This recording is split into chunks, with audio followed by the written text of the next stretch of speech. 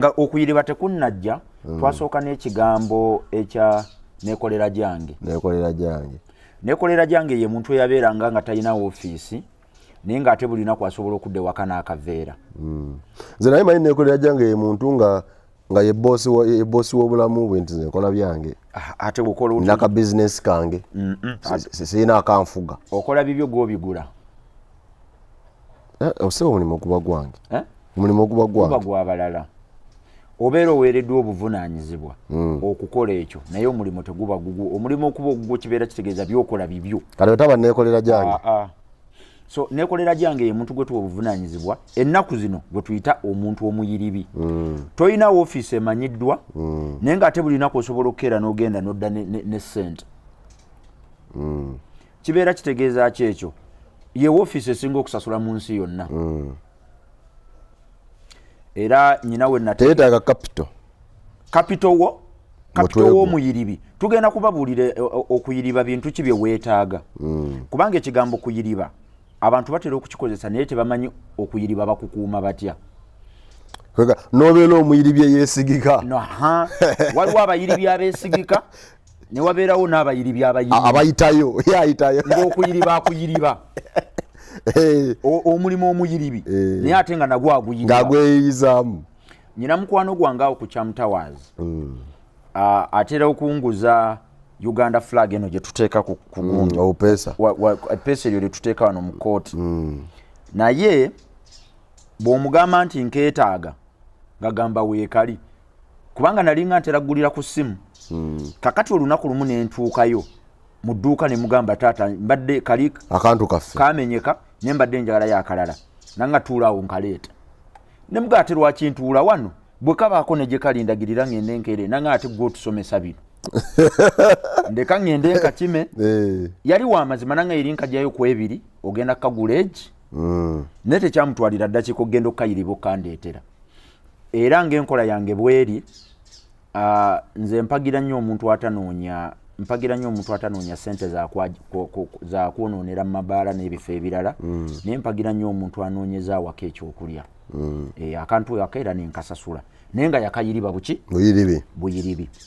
So okuyiriba kwe kubanga oyina omuntu alina obwetaavu ng'omanyi ayina bye yeetaaga naye nga wakati awo osobola okusanyusa bombiriri. Eyeetaaga n'alina bye beetaaga. Alina ekikuuma obuyiribi ne gufuuka omulimu n'oguwangaaliramu ddala kwe kuba nti gy'ojja ebintu basanyufu ne gy'obitwala basanyufu. Esebo kyekiriffe ewaffe kye tugamba nti okuaninga ssente kwe kuba nti omuntu gw'oguze ebintu omulese in a better state than you found them. Okuwininga ssente kwe kubanga omuntu omutwalidde ekintu naye ng'omulese in a worse state okusinga bwe wamusanze. Ssente obeera ozimuwininzeeko naye obeera tozi-aninze from those people. So ekigambo kuyiriba era omulimu kuyiriba mu Uganda munene, mu Africa munene n'okutwaliza awamu mu nsi yonna. Omulimu kuyiriba tegugenda kuvaawo oba mu luzungu kye tuyita brokerage. Brokerage tubadde abasinga bamumanyidde mu ttaka mwokka nga tubayita babroka b'emmotoka babroka b'ettaka naye brokerage buli kintu kyonna mu bulamu kirina broka waakyo. Okimanyi nti batte waliwo eyakubrokeringa okusoma bye wasoma naye oyinza okuba tewamusaako birowoozo. Oyina eyakuzannya ekibroka okujja mu mawulire. Oyina eyakuzannya ekibroka okwegatta ku Extra Digest. Nabadde naawe weeks nga nnyo emabega oli nankuyana nga nze byonna biwedde nga yantegeeredde mu buli kimu nangamba batte tonnyonnyola biwedde genda bugenzi wano ebisigadde tobuuza. Yakozeeko ekibulooka. Ekibulooka abeera yakizannye naye lwakuba abantu baffe ennaku zino abakizannya batandise okyonoona. Kati okwonoona ekibulooka kwatandika nga brokers baagala okufuna okusinga bannannyini bintu. Ekibulooka ojja kyonoona. Toyina kusinza ssanyu nannyini kusuubula lyetteeka erisooka erifuga okuyiriba toyina kusanyuka kusinga gw'oleetedde kintu lyetteeka eryokubiri erifuga okuyiriba olina okumakinga sure nti essanyu lyo liri wansi gw'obrokarinze abadde alina obwetaavu n'abadde alina by'atunda essanyu lyo lirina kubeera lya kigero kankuwa ekyokulabirako singa bwana bato oba onoonye emmotoka kawundo n'onkubira nga nze ngivuga nonga ne Chris emmotoka zo zigulawa ne nkugamba nnyina musajja wange azitunda kakati bwe nkugamba nti nnyina musajja wange azitunda kibeera kitegeeza nti ngenda kukunoonyeza omuntu akuweera ku bbeeyi either eri wansiko kugye yampeerako kubanga namugulako dda gwe nkugambe nti nze nno yanguzaanamu 5 niyangambye agenda kugiramu 2 omuwaanamu 3 kibeera kitegeeza nti gwe nkulese in a better state ate nooli gwe nguzeeko kwanamu 3 mu kifo kyanamu 5 mulese in a better state lwaki muleetedde essere ey'okubiri bwe tujja ku kya turnover abeera atunze nnyo okusinga lwe yalitunzeemu n'abeerawo nga tatunze oli mulese in a better state naawe osigadde in a better state okuyiriba kwange mba nkukoze eki oba okutuukiriza oba okoze bulungi kati gwe nnyinza okuga nti akuguza kwanamu 3 naye omusajja ŋŋambye nti ekyo okukituukako tuyinza okwetaagayoko batabani be okubawaayo ekyasatu oba ekyataano ekibulooka awo nga kikoze eki nga kiwedde naye ensobi etera okukolebwa mu kuyiriba ye muntu okubeera awo n'alowooza nti ogenda kufuna okusinga nannyini bintu principally kiba kikyamu because mu brokerage tutera kukyajinga 10% meaning nannyini ttaka singa gwe tubaddeko nannyini ttaka atwala 90 azanya ekibulooka n'atwala ki 10 kati bw'otuuka mu mbeera ng'oyagala otwale 90 nannyini ttaka atwale 10 okuyiriba kwe tekusobola kuwangaala ajirana mu mbeera nti muna akasaati kawadde alina okasigadde yaaka kamu era bw'otayanguwa wanza okujjayo omuntu kati kyowandikoze wali badde oyanguwa mangu nnyo n'osasula kumba amanyi nti nno mu kifo gy'emitwalo 5 liyamugende nti oba 3 oba 2.5 abamu bakola 50-50 n'amanda akasaati k2.5 naye kasigadde yaaka nze nayise wali wala yonna nayise simaya ku kunamaganda nga temukyaliyo n'akamu kati omusajja akalina kamu omanya ddi nti omuntu ali mu kuyiriba omanya bubonero ki red flags kikuolabira nti ono ali mu kunjiriba buli lwotuuka mu mbeera egula ekintu kyonna ne bakupakusa manya waliwo omuyiribi awo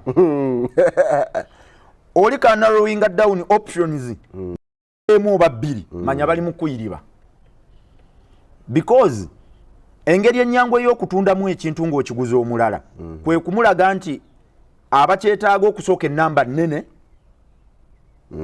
ku resources eziriwo kyova olaba baganda bange bano abali e Bulaaya nze nazuula ensonga lwaki babaguza nnyo entobazi batera obaguza ettaka evvundu entobazi bazitegeera nno batuuse wano waka babaguza nnyo n'ebitaka oba eriko ebyapa ebibiri oba eririko ebyapa ebibiri ate abamu bagula nnyo bye babadde beetaaga si be bagula kuba ennamba esinga etali waka tegula nti etuuse naye egula kye tuyita point of trust buli muntu mu bulamu bw'abeera ne point of trust ziri nnya obadde tozirowoozangako kanzikuwe your first point of trust be bazadde bo your second point of trust ye mukyalawo oba mwami wo your third point of trust be baana bo your fourth point of trust gye mikwano gyo gy'oyita abanywanyi be bantu aba bana kati abantu bano abana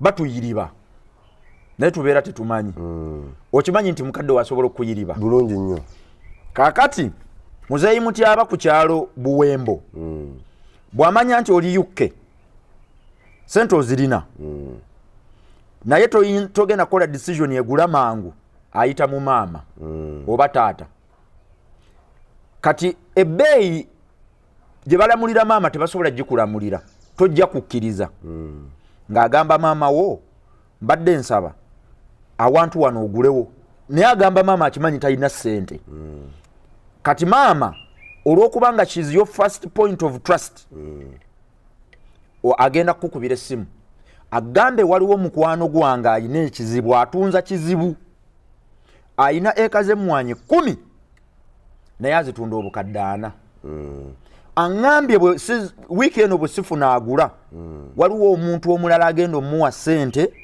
naye ate teyali agadde aguzeewo omuntu muki mulala sali agadde tufire wasava bakuyiribye maama akuyiriba ne mwami mutyaba abatunda emmwanyi bali mu kuyiriba naye maama tamanyi omuyiribi yakozesezza the weakest point your weakest point because toyina bwogana mu maaso g'abakadde kati nze awo nawangula owange tasobola kunkubira kunzigira ttaka